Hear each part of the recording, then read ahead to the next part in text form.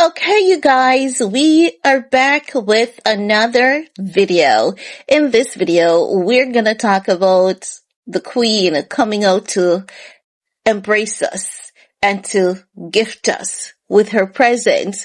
And she's doing so in a satirical, parody, sharp criticism kind of way. Typical Nicki Minaj confrontational type of media persona.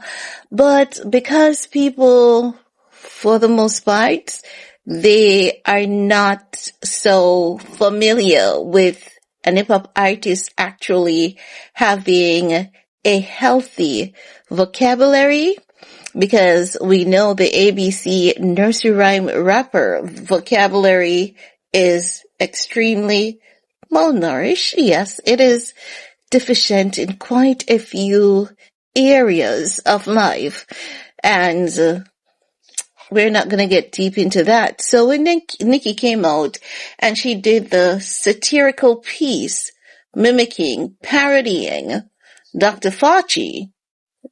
Why did I say Fauci? Anywho, let's carry on. Maybe that was intentional too.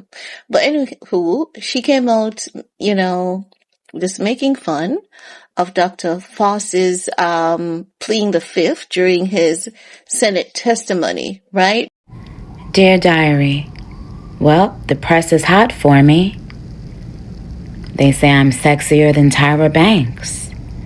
Julia Roberts gasped when she saw how handsome I was. Brad Pitt played me on SNL. Never mind that I set millions of children back years on their education. Never mind that the elderly are alone and afraid, dying by themselves.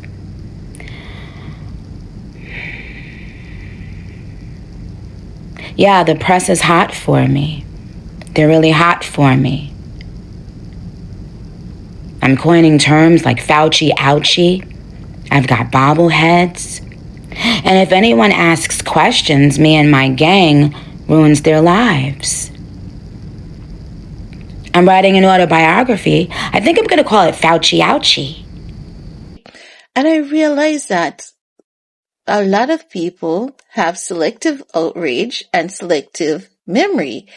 And they're saying that, this woman who came out and she advocated for her brother who's a known pedophile. No, I'm not going to say she never advocated for her brother, because I don't know if she did, but I've never seen it. And for so many years, people have been saying she advocated for her brother, but knowing the internet, all these people, they have one thing in common. They normally pull for receipts, and they normally come with receipts, but they weren't able to provide any such receipts of her advocating for her brother. And when I checked, and I'm researching and comparing articles from the past, and I'm asking all the AIs, when did Nikki advocated for her brother after he was accused and charged for pedophile? All of them are saying she never did. So I don't know if she did. Send me the info, because I want to know, because I'm not defending her. I'm just saying I've never seen it. So if she did, send me the info via Instagram. Thanks in advance.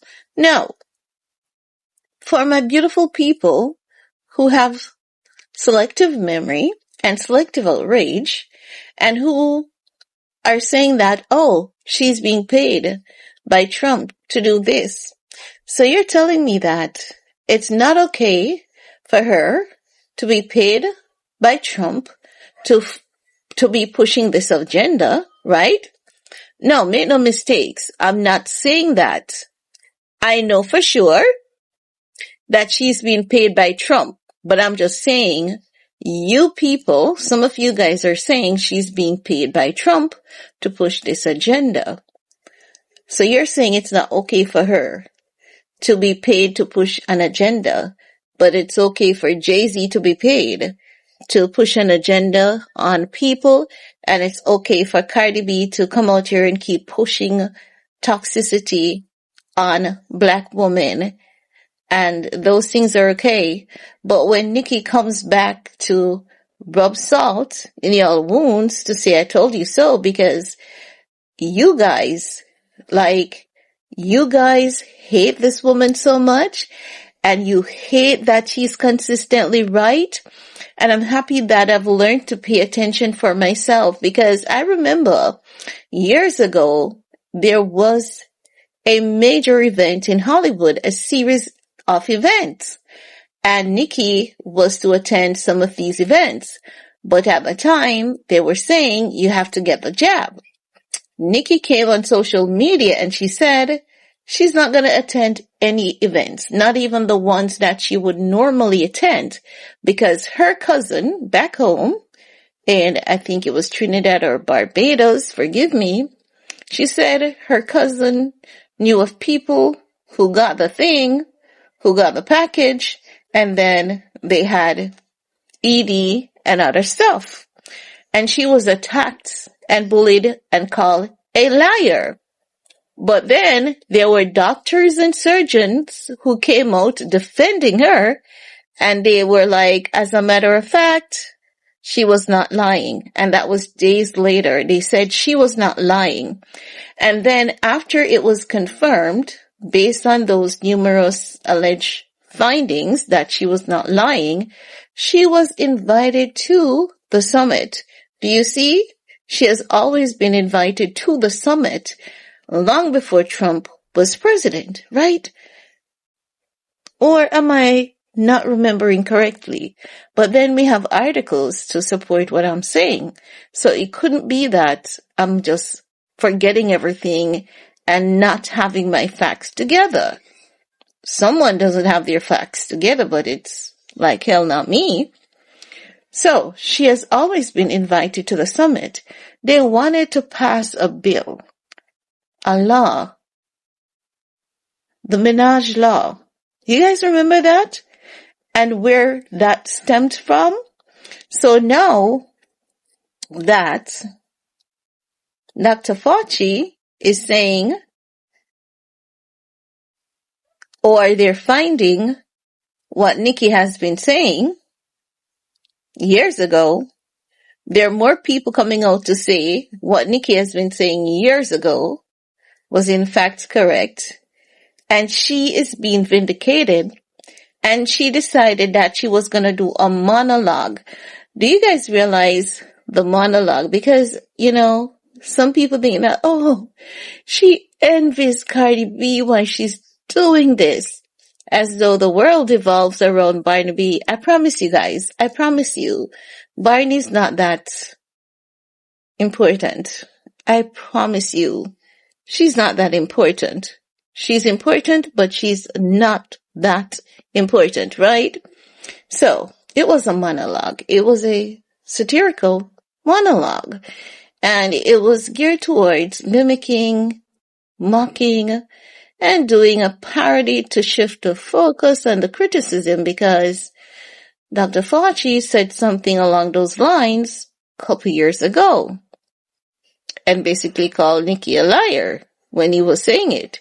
So Nikki is saying, now that I've been vindicated, let me twist your own words on you, and I'm going to make it my own. And that's what she did.